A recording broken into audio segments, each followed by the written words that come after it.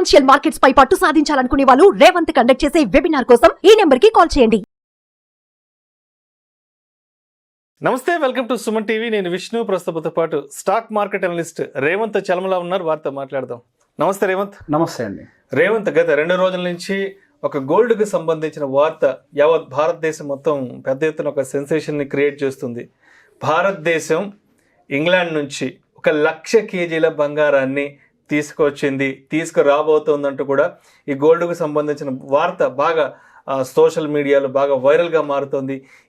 India ఏంటి UK నుంచి 1,00,000 కేజీల బంగారాన్ని తీసుకురావడం ఏంటి, ఎందుకంటారు అసలు? ఈ ప్రశ్న నన్ను చాలా మంది అడిగారండి, కాల్ చేసి కూడా అడిగారు. రకరకాల ప్రశ్నలు. బంగారం ఎందుకు అంత కొంటుంది సడన్ గా ఆర్బీఐ?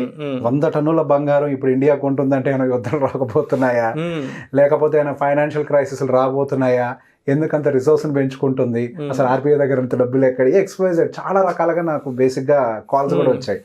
సో బేసిక్గా మనము 100 టన్స్ ఆఫ్ గోల్డ్ ఏదైతే రిటర్న్ వస్తుందో మన ఇండియాకి, యాక్చువల్లీ ఇప్పుడే చెప్పాను రిటర్న్ వస్తుంది. సో బేసిక్గా మన బంగారము మనకి ఫారెన్ కంట్రీస్లో స్టోర్ అయ్యి ఉంది. టోటల్గా మన దగ్గర 812 టన్నుల బంగారం మన ఆర్బీఐ దగ్గర ఉన్నట్లయితే సుమారుగా 400 టన్నులు భారతదేశంలోనే ఉంది. 412 టన్నులు మనకి యూకేలోని బ్యాంక్ ఆఫ్ ఇంగ్లాండ్ దగ్గర వాళ్ళ వాల్స్లో ఉన్నాయి. సో 1991 మనకి ఫారెన్ ఎక్స్చేంజ్ క్రైసిస్ వచ్చినప్పుడు అక్కడ గోల్డ్ని మన వాళ్ళు ప్లెడ్ చేశారు. ఆ టైంలో ఆర్బీఐ మీద విపరీతమైన క్రిటిసిజం కూడా వచ్చింది. ఇందాక ఒక ఆర్టికల్ కూడా చూసాను, 1991 న్యూస్ పేపర్ది. ఇండియన్ ఎక్స్ప్రెస్ వాళ్ళు పెట్టారు secret sale of gold by RBI again అని. సో బేసిక్ గా ఆర్బీఐ అనేది లండన్ ఇంగ్లాండ్ కి బంగారం అమ్మేసి, మనకి అది ఇండిపెండెన్స్ వచ్చిన దగ్గర నుంచి మన గోల్డ్ రిజర్వ్స్ వాళ్ళ దగ్గర మెయింటైన్ చేయడం ఇప్పుడు కాదు, రైట్ ఫ్రమ్ ద ఇండిపెండెన్స్ అది ఉంది. ప్లెడ్ చేసుకోవటము, సో ఫారెన్ ఎక్స్చేంజ్ క్రైసిస్ వచ్చినప్పుడు వాళ్ళ దగ్గర నుంచి మనం తీసుకోవటం లాంటిది ఎప్పటి నుంచో జరుగుతుంది, ఇదేం కొత్త కాదు. సో బేసిక్ హ్యూజ్ గోల్డ్ అనేది ఆల్మోస్ట్ 50% ఆఫ్ ద గోల్డ్ మనకి బ్యాంక్ ఆఫ్ ఇంగ్లాండ్ దగ్గరే ఉంది. సో బేసిక్గా ఆ ప్లెడ్జ్ రిమూవల్ కొంత జరిగిన తర్వాత రెగ్యులర్ కొంచెం వెనక్కి తెచ్చుకుంటూ ఉంటారు. కానీ 100 టన్నుల ట్రాన్సాక్షన్ జరగటం అనేది 1991 తర్వాత మళ్ళీ ఇదే మొదటిసారి. దానివల్ల మనకి ఇది హెడ్లైన్స్ న్యూస్గా మారింది. 1991 తర్వాత 100 టన్స్ ఆఫ్ గోల్డ్ మళ్ళీ ఇండియాలో కొంత హ్యూజ్ క్వాంటిటీలోకి వస్తుంది అని అంటే అది ఆర్బీఐ యొక్క స్ట్రెంగ్త్ ఏంటో చూపిస్తుంది. సో మన ఇండియన్ ఎకానమీ ఎంత స్ట్రాంగ్గా ఉంది అనేది చూపిస్తుంది. దాంతోపాటుగా when compare to 2003 just January to March ఈ ఫైనాన్షియల్ ఇయర్ టోటల్గా తీసుకుంటే జస్ట్ జనవరి టు మార్చ్లోనే విపరీతంగా 27 టన్స్ ఎక్స్ట్రాగా బై చేసింది గోల్డ్ని. సో బేసిక్గా మీరు గమనించుంటే రీసెంట్ న్యూస్లో కూడా మనకి ఏషియన్ కంట్రీస్ విపరీతంగా గోల్డ్ రిజర్వ్స్ని పెంచుతున్నాయి, అందులో భారతదేశం కూడా ఒకటి అని చెప్పేసి మన న్యూస్లో చాలా విన్నాం. సో ఇండియా గోల్డ్ రిజర్వ్స్ని విపరీతంగా పెంచుతుంది. So diversification. సో బేసిక్గా మన దగ్గర ఫారెన్ ఎక్స్చేంజ్ కరెన్సీస్ రిజర్వ్స్ ఉంటాయి అండ్ దాంతోపాటుగా గోల్డ్ రిజర్వ్స్ని కూడా మెయింటైన్ చేస్తూ ఉంటారు. సో బేసిక్గా మనకి గోల్డ్ రిజర్వ్స్ మీద ఎక్కువ ఫోకస్ చేస్తున్నారు. Not just India, all other countries కూడా ఫోకస్ చేస్తున్నాయి. అండ్ దాంతోపాటుగా అంత హ్యూజ్ క్వాంటిటీని తీసుకొని ఇండియాకి వస్తుంది. సో బేసిక్ ఇండియాలో కూడా మనకి 2 వాల్స్ ఉన్నాయి. ఒకటి ముంబైలోని ఆర్బీఐ ఓల్డ్ బిల్డింగ్ దగ్గర ఒకటి ఉంటుంది, ఓల్డ్ బిల్డింగ్ లో ఉంటుంది, ఇంకొకటి నాగ్పూర్లో ఉంటుంది. యా, సో బేసిక్గా ఇప్పుడు ఈ గోల్డ్ మనం ప్లెడ్జ్ విడిపించుకున్న తర్వాత కూడా ఆ గోల్డ్ కనుక మనకి యూకేలోనే ఉంటే దానికి స్టోరేజ్ కాస్ట్ పే చేయాలి.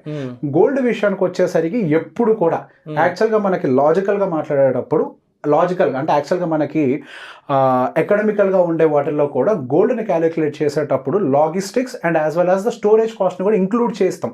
సో బేసిక్గా దాన్ని మైనస్ చేసిన తర్వాత యాక్చువల్ గోల్డ్ వాల్యూ మన దగ్గర ఎంత ఉంది అనేది మనం క్యాలిక్యులేట్ చేసుకుంటాం అనమాట. యాక్చువల్ గోల్డ్ వాల్యూ మార్కెట్ ఎంతైనా ఉండొచ్చు, దాంట్లో స్టోరేజ్ కాస్ట్ మైనస్ చేస్తాం, లాజిస్టిక్ ఇప్పుడు ట్రాన్స్పోర్ట్ జరుగుతుంది దీన్ని కూడా మైనస్ చేస్తాం. సో బేసిక్ ఇందులో స్టోరేజ్ కాస్ట్ అనేది చాలా ఎక్కువగా భాగం తినేస్తుంటుంది డబ్బుల్ని. సో బేసిక్గా స్టోరేజ్ అనేది మనం ఇంగ్లాండ్లో పెట్టడం వల్ల వాళ్ళ స్టోరేజ్ కాస్ట్ నుంచి తగ్గించుకోవడానికి మన దగ్గర కూడా స్ట్రాటజికల్గా రీలొకేట్ చేస్తున్నారు. సో బేసిక్గా స్టోరేజ్ అలొకేషన్ అంతా కూడా మన దగ్గర పెంచుకుంటూ వెళ్తున్నారు ఇండియన్ వాల్స్లో, గోల్డ్ వాల్స్. సో బేసిక్గా ఈ గోల్డ్ వాల్స్ని పెంచుకుంటూ పోవటం వల్ల మనకి ఇండియాలోనే ఎక్కువ బంగారం కూడా ఉంటుంది. మన దగ్గర 800 టన్ను ఉంది. 800 టన్ను మన ఇండియాలో ఉందా? లేదు. సగానికి సగం మాత్రమే మన దగ్గర ఉంటే మిగతా సగం అంతా కూడా ఇంగ్లాండ్ లో ఉంది. సో బేసిక్ గా ఆ గోల్డ్ మొత్తాన్ని మన ఇండియాలోకి షిఫ్ట్ చేయడానికి యాక్చువల్ ఇంకొక స్టేట్మెంట్ ఇంట్రెస్టింగ్ ఏంటి అని అంటే, ఇది ఇప్పుడు జరిగింది కదా, ఇప్పుడే కాదు ఇక మీదట ప్రతి నెలగా జరగడానికి అవకాశం ఉంది అని చెప్పి స్టేట్మెంట్స్ ఉన్నాయి. అంటే రిపీటెడ్ గా ఇక్కడ నుంచి ఇంగ్లాండ్ నుంచి గోల్డ్ మన దగ్గరికి రిటర్న్ వచ్చేస్తూనే ఉంటది. అంటే ఒకప్పుడు మనం తనఖా పెట్టిన గోల్డ్ ఎగ్జాక్ట్లీ 91 అన్నారు, ఆల్మోస్ట్ 91 34 ఏళ్ల క్రితం అప్పట్లో పెట్టారు.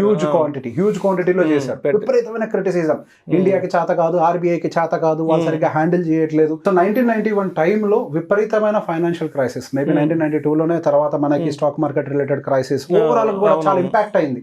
సో ఎకానమీ విపరీతంగా అల్లకల్లంగా మారే టైంలో మనకి గోల్డ్ రిజర్వ్స్ అన్ని కూడా బేసిక్ అక్కడికి పంపించారు. సో బేసిక్ గా రకరకాల న్యూస్ పేపర్స్, ఇందాక ఒక ఆర్టికల్ కూడా చెప్పాను, ఏదో దొంగతనం చేసి అమ్మేస్తున్నట్టుగా, అంటే బేసిక్ గా క్రిటిసిజం, చేతగాక వీళ్ళు ఇట్లా చేస్తున్నారు అన్న దాని గురించి. సో ఇప్పుడు అగైన్ ఇండియా మన వైభవాన్ని తిరిగి తెచ్చుకుంటున్నట్టు. యాక్చువల్ గా మనం ఎకనామికల్ గా స్ట్రాంగ్ గా ఉంటున్నాం, మన ఫైనాన్షియల్ స్టేట్ చాలా స్ట్రాంగ్ గా ఉంటుంది. సో ఆర్బీఐకి సంబంధించి మనం గత కొన్నాళ్ళుగా మంచి విషయాలు వింటున్నాం కానీ చెడు విషయాలు విన్నాం. సెబీ వైపు నుంచి అటు ఆర్బీఐ వైపు నుంచి ఏదైనా సరే దేశాన్ని ముందుకు తీసుకెళ్లే విధంగా ప్రతి ఒక్క డెసిషన్ మేకింగ్ ఉంటుంది. ఇంతకు ముందుతో కంపేర్ చేస్తే ఆ తర్వాత మన పాలసీస్ అని చాలా స్ట్రాంగ్. 2008 క్రైసిస్ లో మనకి అక్కడ బ్యాంకింగ్ కొలాప్స్ జరిగినప్పుడు కూడా మన ఇండియన్ బ్యాంకింగ్ పాలసీ ముందు నుంచే జాగ్రత్త పడి ఇండియాలో ఎఫెక్ట్ ఎక్కువగా లేకుండా జాగ్రత్తలు చాలా తీసుకుంది. అండ్ ఈవెన్ మొన్న కూడా మనకి యుఎస్ లో బ్యాంక్స్ అన్ని చాలా వరకు దివాలా తీసాయి, కానీ మన ఇండియన్ బ్యాంకింగ్ సిస్టమ్ చాలా స్ట్రాంగ్ గా ఉంది.